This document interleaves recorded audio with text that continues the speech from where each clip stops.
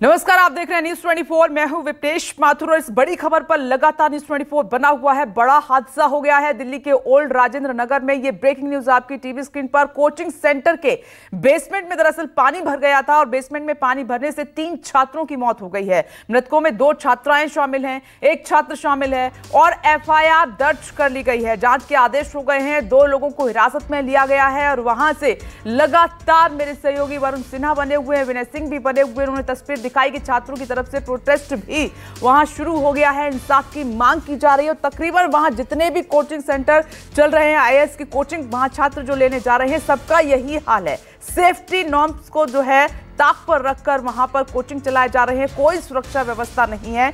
आखिर आदेश किससे लिया, किसने दिया और इतनी बड़ी लापरवाही, इतना बड़ा हादसा, इसकी जिम्मेदारी कौन लेगा? वरुण सिन्हा हमारे साथ वहां से मौजूद है, लेकिन पहले बयान आप सुन लीजिए अधिकारी क्या कह रहे हैं। We have registered a criminal case. हमारे फोरेंसिक टीम्स भी यहाँ पे हैं। हम उसको स्ट्रिक्ट सेक्शंस पे रजिस्टर करके we are taking proper action in that हमारे फोरेंसिक टीम्स के साथ। और उसके बाद जो हमें फर्दर इन्वेस्टिगेशन के लिए यहाँ से जो चीज फोरेंसिक एग्जामिनेशन करके जो चीज करना है, वो सारे चीज हम कर रहे हैं। हमने अभी कुछ लोगों को रिटेन करके पूछताछ करना भी प्रोसेस शुरू कर दिया है। अभी हमने 2 लोगों को रिटेन। बस अब जांच की बात सामने निकल कर आ रही है। वरुण, इस मामले में अब विस्तार से आप बताइए कि अभी वहां पर क्या हो रहा है, क्योंकि आपने तस्वीर दिखाई थी कि छात्र प्रोटेस्ट कर रहे हैं, बड़ी संख्या में पहुंचे हुए हैं। दूसरी तरफ रेस्क्यू ऑपरेशन भी चल रहा है। तीसरी तरफ जांच के आदेश हो गए हैं और 2 लोगों को हिरासत में लिया गया है।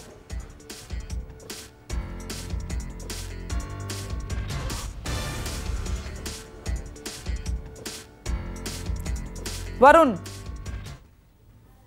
Rouse IAS study circle Karol Bagh आपको नजर आ रहा होगा और ये समझाने के लिए काफ़ी है कि अपने आप में ये काफ़ी बड़ा इंस्टीट्यूट माना जाता है। कल रात जब ये हादसा हुआ, उसकी तस्वीर समझाने की मैं आपको कोशिश करूंगा। थोड़ा मैं कैमरा पर्सन अगर आगे आए तो वो आपको समझा पाएंगे। जिस जगह यहाँ बैरिकेड लगे हुए हैं उसको देखिए ज़रा, ये वो लोकेशन है और ये रास्ता जो है सामने बेसमेंट की तरफ जाता है। तस्वीरों के माध्यम समझिए। रोड पर जहां पर आपको इस समय पुलिस वाले बैठे हुए नज़र आ रहे होंगे, फायर ब्रिगेड के कर्मचारी बैठे हुए नज़र आ रहे होंगे, ये पूरा हिस्सा जो है वो शीशे से ढका हुआ था। जहां पर आपको गाड़ी नज़र आ रही है, पानी इतने फ्लोर से आया कि पूरा का पूरा शीशा तोड़ते हुए नीचे बेसमेंट में पहुंचा। बेसमेंट में जितने भी उस समय लाइब्रेरी में बच्चे पढ़ रहे थे वो अचानक घबरा गए। उसके बाद उन्होंने सीटों पर चढ़ना शुरू कर दिया। जो बेंच रखी थी उस पर चढ़ना उन्होंने शुरू किया।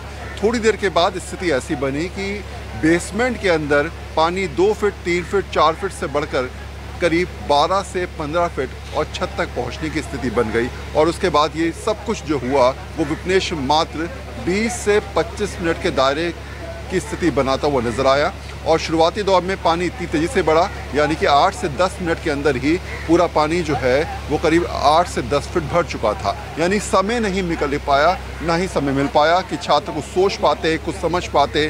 और शायद ये अपने आप में बेहद चौंकाने वाली बात है। विनय लगातार कल रात से यहाँ पर जुटे हुए हैं, खबरों को हमारे तक पहुँचाने की कोशिश कर रहे थे। विनय, जो रात की स्थिति थी वो बेहद चिंताजनक भी थी, समझाने वाली भी थी और सवाल खड़े करने वाली भी थी। जब रात की जो हालात थे उस पर लेकर क्या जांच कुछ आगे बढ़ पाई? अभी की पोजीशन क्या है जांच? हाँ, देखिए वरुण, मैं अपने दर्शकों को बता दें हम कि रात की स्थिति वाकई बहुत भयावह थी। हम लोगों की नज़रें लगातार बेसमेंट पे यहाँ से, क्योंकि अंदर नहीं जाने दिया जा रहा था, और बेसमेंट पर हमारी टिकी हुई थी। ये सामने जो हमारे दर्शक ये देख पा रहे होंगे, ये जो सामने है बेसमेंट, यहाँ पर हमारी नज़रें टिकी हुई थी। जो एम्बुलेंस थी वो अंदर जाकर खड़ी हुई थी और अंदर से वो तीनों बॉडियों को एक एक करके थोड़ी थोड़ी देर में निकाला गया, जिसमें से 2 लड़कियां और 1 लड़की थी। बताया जा रहा है 1 लड़की तेलंगाना की थी और 1 पंजाब चंडीगढ़ के रहने वाला 1 लड़का था। अभी तीसरी लड़की की आइडेंटिटी क्लियर नहीं हो पाई है वो कहाँ की रहने वाली थी। अब मैं ये बता दूं, जो ये आप देख रहे होंगे ये बिल्डिंग, इसका जो ये गेट है यहाँ पर आगे जो बेसमेंट की तरफ आगे से जाता है, तो वहाँ पर कांच के जो हैं गिलास के डोर लगे हुए थे और यहाँ पर उस समय जो है गार्ड खड़े हुए थे। और जो ये सड़क जहाँ पर हम खड़े हैं, यहाँ पर पानी जो है वो करीब करीब जिस तरीके से प्रत्यक्षदर्शी बताते हैं कि 5, 4, 4.5 फुट जो है वो पानी यहाँ पर भरा हुआ था जरा सी बारिश में।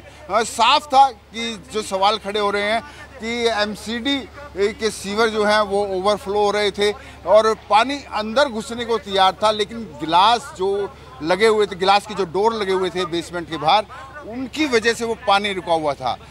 जिस तरीके से कुछ लोगों ने हमें रात को यहाँ पे बताया कि एक गाड़ी थी, जब वो यहाँ से निकल रही थी तो उसको कहा भी गया बहुत स्लो निकालें, क्योंकि वो अगर तेज़ निकलेगी तो पानी का वेव जो है वो अंदर की तरफ जाएगा। हालांकि बताया जा रहा था शुरुआत में कि करंट भी हो सकता है, लेकिन करंट की स्थिति साफ हो रही है कि करंट नहीं था, पावर कट काट दिया गया था। लेकिन जब वो गाड़ी निकली तेजी से, जिसको गार्डनर ने रोकने की कोशिश की, लेकिन वो तेजी से निकल गया और तेजी से निकलने के बाद जो पानी का वेव था, वो वेव जो है वो बहुत तेजी से अंदर एकेडमी की तरफ गया, जिससे वो डोर जो थे, गिलास के कांच के डोर थे, वो टूट गए और नीचे लाइब्रेरी में बैठे जो बच्चे, करीब 15 से 20 बच्चे जो वहाँ पर पढ़ रहे थे, तो उन पढ़ते पढ़ते बच्चों का वहाँ से इतना मौका नहीं निकल पाया, क्योंकि बेसमेंट की ऊंचाई भी थी, वो भी कम थी, बहुत ज़्यादा ऊंची नहीं थी। तो पूरा बेसमेंट जो बता रहे हैं कि छत तक पानी जो है बेसमेंट का वहाँ पर आ गया और बच्चों पूरी तरीके से नहीं निकल पाए। 2 से 3 शुरू में तो ये बताया जा रहा था 13-14 बच्चे अंदर फंसे हुए हैं, लेकिन 3 बच्चे रह गए। और वहीं वरुण ये भी बता दूं मैं कि 3 बच्चे तो मर गए थे, लेकिन यहाँ पर जो आप कह रहे सवाल खड़े हो गए थे, तो सवाल ये भी रहे कि यहाँ पर रात को ही पॉलिटिकल पार्टी के नेता आने शुरू हो गए थे, जिन्होंने आरोप प्रत्यारोप का दौर जो है वो लगाना शुरू कर दिया था। एक दूसरे के ऊपर आरोप प्रत्यारोप लगा रहे थे। आम आदमी पार्टी और बीजेपी के नेता दोनों ही यहाँ पर थे। लेकिन कहीं ना कहीं कमी एमसीडी की जरूर रही है, क्योंकि सुबह सुबह अगर मैं आपको ये गाड़ियाँ दिखाऊं, एमसीडी की गाड़ियाँ खड़ी हैं जो कि सीवर साफ करने के लिए सुबह 4 बजे यहाँ पर आ गए थे और सीवर साफ करने में लगे हुए हैं। यानी कि ये कहीं ना कहीं अपना भी पल्ला झाड़ने की कोशिश एमसीडी भी करती हुई नजर आ रही है। अगर यही मशक्कत वो पहले कर लेते तो शायद ये ओवरफ्लो नहीं होता, पानी यहाँ सड़कों पर जमाव नहीं होता और ये इतना बड़ा दुखद हादसा नहीं होता। बिल्कुल सही कहा आपने विनय। अब मैं एक बार दोबारा से समझाऊंगा विपनेश। आप देखिए जो पाइप आपको जाते हुए नजर आ रहे होंगे, ये फायर ब्रिगेड के पाइप और आगे से राइट हो रहे हैं। बेसमेंट ज़्यादा दूर नहीं है, सामने वाइट कलर की पट्टी आपको नजर आ रही है, वहीं नीचे बेसमेंट है, जो समझाने के लिए काफ़ी है कि पानी को यहाँ से निकल कर ज़्यादा दूर जाना नहीं पड़ा, सारा पानी ओवरफ्लो होकर नीचे गया। अब बात आती है सीवेज लाइन की। अब जो ट्रीटमेंट जो बात करी जा रही है, जो विनय समझा रहे थे, ये देखिए नगर निगम के 3 आपको टैंकर नज़र आ रहे होंगे जो इस समय सीवेज सिस्टम को ठीक करने की कोशिश कर रहे हैं। बाकायदा पाइप लगाए जा रहे हैं। यहाँ के जो छात्र पढ़ने वाले हैं उनका कहना है कि करीब पिछले 1 महीने से जब से बारिश शुरू हुई तब से लगातार इस बात की कंप्लेंट की जा रही थी कि बारिश के बाद यहाँ बद से बदतर हालात हो जाते हैं, 3 फीट 4 फीट पानी भर जाता है।